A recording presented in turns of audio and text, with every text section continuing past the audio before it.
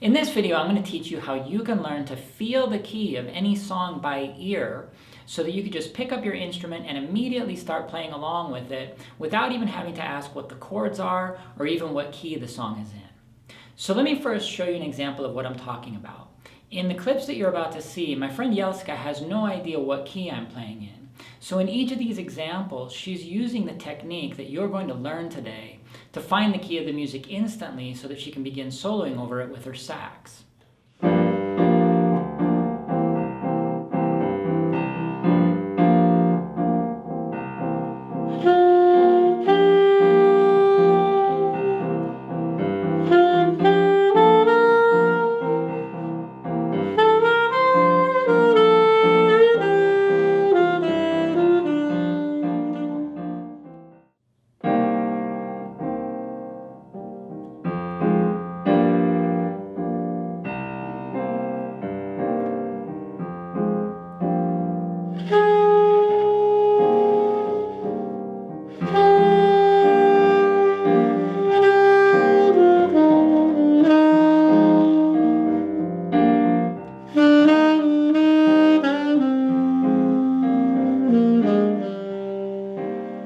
So let me explain what's going on here.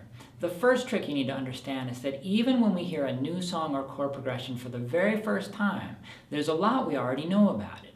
We know the chords that make up that progression, for example. We can recognize that by ear. We don't know what key it's in, but we recognize the sensations produced by the 7 chords of the major scale. If the song goes to the 1 chord, for example, we recognize that sensation. We know the feeling of the 1 chord. It feels like home.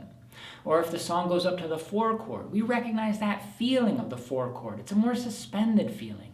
And we know all of this intimately because of the practicing we do in Improvise for real. We know these chords inside and out. We know which notes make up each chord. We know what each one sounds like and feels like. We've improvised our own melodies over all these chords combined into different progressions in our jam tracks. We've even composed our own chord progressions with all of these different chords. And so naturally, when we hear them in the music of other people, we recognize them instantly.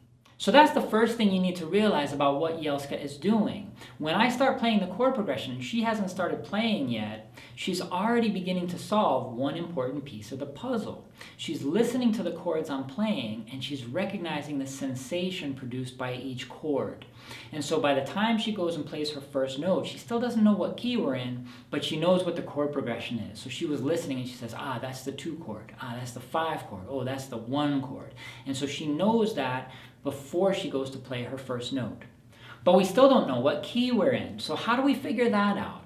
I want to give you a chance to see if you can spot the technique yourself. In the clips I'm going to show you now, it's a little easier to spot that. It's a little more obvious. And so the clue that I'm going to give you is to focus on the very first note that Yelska plays in each example.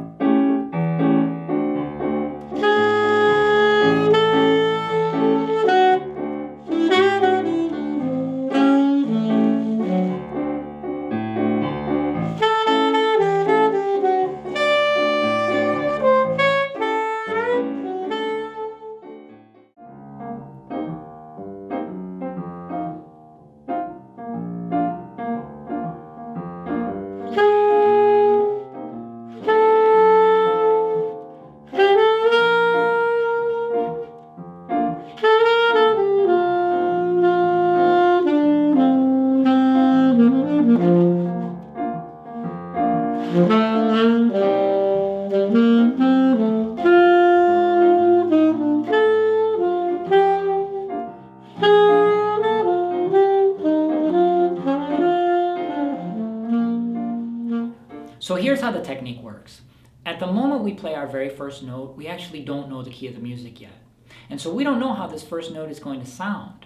We might get lucky and play a note of the key of the music and it's going to be very harmonious, or we might play a note that's outside the key of the music and it'll be very dissonant.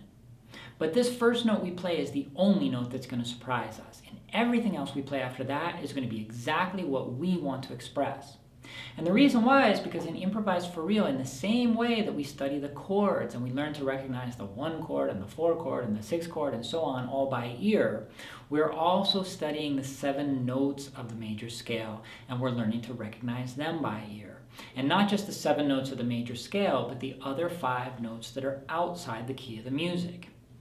And that's a huge insight right there, is just understanding that in all of Western music, there are only 12 notes. Relative to any key, the only sounds that you can produce on your instrument are the 7 notes of the major scale that make up that key, or one of the 5 outside notes. Now these 5 other notes are also right there on your tonal map. You can see exactly where they are. You've got the note sharp 1, which we could also call flat 2. It's in between 1 and 2. You got the note sharp 2 or flat 3. It's in between 2 and 3. And then you have sharp 4, sharp 5, and sharp 6. Okay, these are the only notes that exist in all of Western music. What this means is that even though you don't know the key of the music when you play that first test note, it's guaranteed that that note you play must be one of these 12 notes. It can only be one of the 7 notes of the major scale, the key of that song, or it could be one of those 5 outside notes. And through our practicing in Improvise for Real, we're getting to know all of these sounds intimately like old friends. And so when you listen to that first note you play, you recognize exactly where that note is relative to the overall key of the music. You recognize by the sound of your own note where you are on your tonal map. And once you see that, then you can also see where all the rest of the notes on the tonal map are. Now we're going to do many more teaching videos on this subject because it's a wonderful skill to have and it ties together so many things that we're learning in Improvise for Real. But the first thing that I want you to take away from this lesson video is that the secret to learning to feel the key of the music by ear is to ask a different question. The question is not, what key is the song in? The question is, where in the key am I? You don't have to worry about figuring out what key we're in. Your body is already in the key of the music. Just by being exposed to the music, you're already feeling the key of the music. Everybody in the audience is already feeling the key of the music.